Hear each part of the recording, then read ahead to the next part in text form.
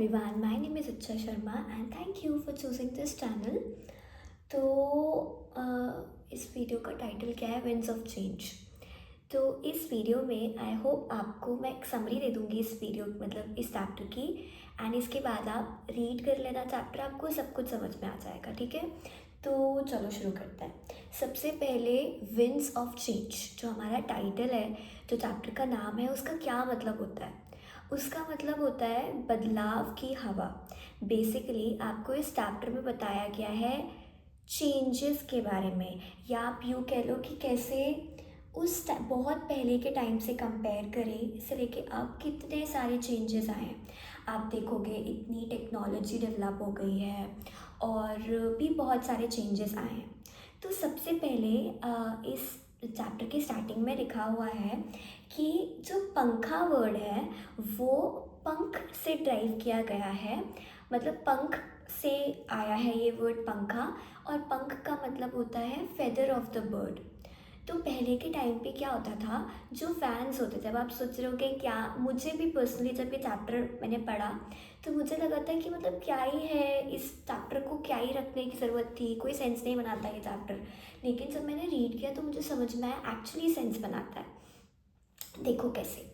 अब आप अभी के टाइम पे अगर देखोगे तो हमारे पास एसी होते हैं, फैंस होते हैं, कूलर्स होते हैं, और भी काफ़ी सारी मतलब चीज़ें हैं जो जिसको हम ओपन कर लेते हैं एंड फिर हमको फैंस की ज़रूरत, मतलब पंख, जो पुराने टाइम के पंखे होते थे, आपको शायद यहाँ कहीं फ़ोटो दिख रही होगी। तो अगर आपने कभी देखे हैं वो जो नानी, मैं जब छोटी थी तो मेरी नानी एक फ़ैन यूज़ करती थी, वो कुछ तो ऐसे मटेरियल का बना होता था, सॉफ्ट सॉफ्ट भी होता था और प्लास्टिक का भी होता था। तो उसको ना जब लाइट चली जाती थी तो उसको हम लोग ऐसे ऐसे ऐसे ऐसे ऐसे घुमा के, मैं, मेरी नानी और लोग ऐसे करके हवा करते थे।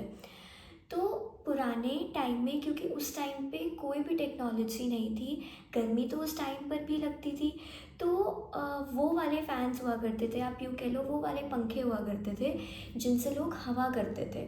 अब वो जो पंखे थे, वो जो हाथ से चलाने वाले पंखे थे, उनका ना बहुत सारी जगहों पे रेफरेंस भी है। अगर आपने स्कल्पचर्स में देखा होगा, या फिर अगर आप कहीं पे ऐसे हिस्ट्री में आपने देखा होगा, ऐसे किंग वगैरह ऐसे बैठे हुए हैं और उनके आसपास जो दरबारीज हैं या जो लोग हैं उनको ऐसे ऐसे धीरे धीरे धीरे धीरे हवा कर रहे हैं। ये इनफैक्ट हमने बहुत सारी पुरानी फ़ोटोज़ में भी देखा है। तो इस चैप्टर में आपको सबसे पहले जनरेशन वाइज जनरेशन बताया गया है कि कैसे चीज़ें चेंज हो गई, और जो डिफरेंट जगहों के अपने पंखे हुआ करते थे। सी, अभी अगर मैं यहाँ पे आपसे फ़ैन की बात कर रही हूँ तो मैं आपसे हमारे घर के फ़ैन की बात नहीं कर रही हूँ। अभी आप फ़ैन का मतलब या पंखा का मतलब समझना वो हाथ वाले फ़ैन्स जिसके बारे में ये स्टोरी है।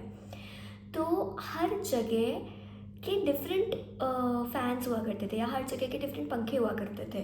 ठीक है, किसी जो हाथों से बनाए जाते थे, जो आर्टिसंस थे उनको एक्चुअली हाथों से बनाते थे।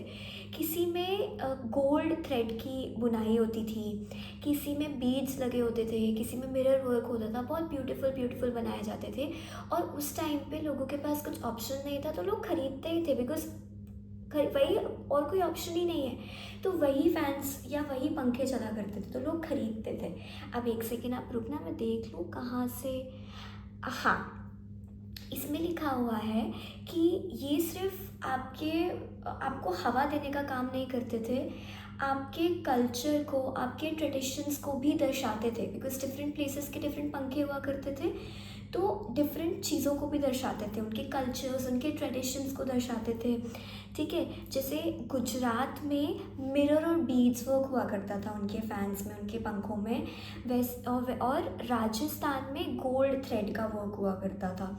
ठीक है, और ये ना सिर्फ ट्रेडिशनल या कल्चर के अलावा रॉयल्टी और हेरिटेज को भी दर्शाते थे, मतलब वही आप बेसिक उनके रूट्स जुड़े हुए थे इससे। ठीक है, इसके बाद अब चीज़ें धीरे धीरे चेंज होती गई। अब आपको पता है जैसे कि उस टाइम पे भी थोड़ा सा सोशल स्टडीज़ की बात कर लेते हैं कि कैसे ब्रिटिशर्स आए। पहले लोग सब हाथों से, जो इंडियंस थे वो हाथों से चीज़ें बनाया करते थे एंड बेचा करते थे, लेकिन जब ब्रिटिशर्स आए तो उनके पास मशीनरीज थी। उन्होंने मशीन से बनाना स्टार्ट किया और उनका जो सामान होता था वो ईज़िली बन जाता था, जल्दी बन जाता था, टाइम नहीं लगता था और वो बेचते थे तो लोग, और थोड़ा कंपेरेटिवली सस्ता होता था एज़ कम्पेयर टू जो लोग हाथों से बनाते थे। तो लोग जो थे वो उस पर शिफ्ट हो गए। वैसे ही हुआ, जब चीज़ें चेंज हुई, हमारे पास टेक्नोलॉजी आई, हम इन फैंस पर शिफ्ट हो गए, एसीज पर शिफ्ट हो गए। तो जो आर्टिसंस थे जिनको वही काम आता था, पंखे बनाना आता था, वो उनको फैंस को लोगों ने ख़रीदना ही बंद कर दिया, मतलब उन वाले फैंस को लोगों ने ख़रीदना ही बंद कर दिया। तो अब आप सोचो, जिनको यही वर्क आता था करने को, उनके पास तो काम नहीं बचा और वो लोग पैसे कमा ही नहीं पा रहे हैं। तो इस चैप्टर में वो आपको बताते हैं कि कैसे हमको हमारी चीज़ों को प्रमोट करना चाहिए। अब आप देखोगे बहुत कम लोगों के पास ये वाले पंखे होते हैं जो पुराने टाइम के होते थे। और देखना, आप अपने घर पे अपने पेरेंट्स को पूछना, अगर आप बिल्कुल भी नहीं जानते हो ऐसे फैंस के बारे में, ऐसे पंखों के बारे में, तो उनसे पूछना, नहीं तो इमेजेस तो आपको दिख ही रही होंगी, बट स्टिल। और उनके पास जो आर्टिसंस थे उनके पास काम ही नहीं बचा और कोई उनसे ख़रीदना नहीं, मतलब ख़रीदना ही बंद कर दिया। तो लास्ट में वो आपको बताते हैं कि कैसे हमको वर्कशॉप्स लगानी चाहिए, कैसे हमको इन फैंस को, इन पंखों को प्रमोट करना चाहिए, ताकि जो आर्टिसंस हैं जो इनको बनाते हैं उनको भी रोज़गार मिले, उनको सपोर्ट मिले। और भी आपके पास होना ही चाहिए।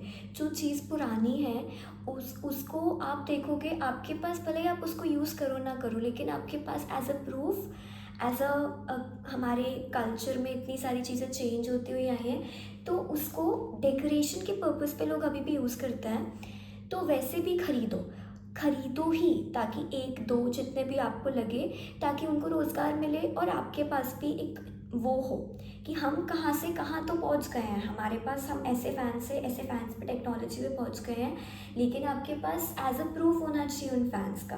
तो यहाँ पे और कुछ है क्या इसमें? अम, उम, उम, उम, एक सेकेंड। हाँ,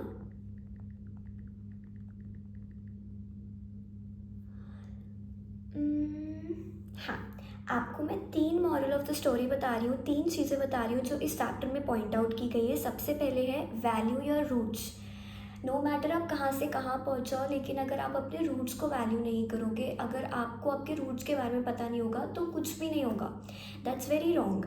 तो आप अपने रूट्स को वैल्यू करो, सपोर्ट लोकल आर्टिसंस, जो मैंने आपको अभी बताया कि वो जो जिनको सिर्फ यही बनाना आता है, उनको सपोर्ट करो, उनसे ख़रीद के, ताकि उनका लाइवलीहुड अच्छा चलता रहे। And third is be mindful of change, जिसका मतलब होता है growth is inevitable, but true development is inclusive. It requires us to remember, respect and preserve the beauty of our past while moving into the future.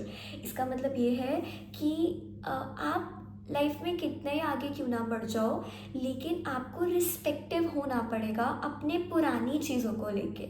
Let's say एक छोटा सा example देती हूँ। If let's say there is a person जो बहुत गरीब था पहले, या आप यूँ कह लो जिसके पास कुछ भी नहीं था, उसने बहुत मेहनत की और वो बहुत फाइनेंशियली इंडिपेंडेंट हो गया, सब कुछ उसने अच्छा कर लिया।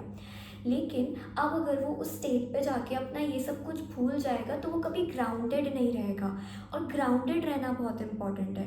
तो रिस्पेक्ट करो, एटीट्यूड लाने की ज़रूरत नहीं है, अपने जो चीज़ें हैं आपकी उनको रिस्पेक्ट करो, और तभी आपको ग्राउंडेड रहोगे, आप कभी भी आगे पहुंच जाओगे। तो आई होप आपको ये चैप्टर क्लियर होगा। और अगर कुछ भी डाउट है, आपको डिटेल में समझना है, अभी तो मैंने सिर्फ ओवर ऐसे करके समरी बता दी है, लेकिन अगर आपको और डिटेल में जानना है, एक एक चीज़ बहुत डिटेल में फैंस के बारे में बताया गया है, तो आप प्लीज़ मुझे कमेंट कर दीजिएगा, मैं एक डिटेल वीडियो भी बना दूँगी। Thank you so much. अगर पसंद आई है तो लाइक कर दीजिएगा, फ्रेंड्स के साथ शेयर करना है तो आपका चॉइस है, चैनल को सब्सक्राइब करना है तो भी कर सकते हो, that's your choice. Thank you so much, bye bye.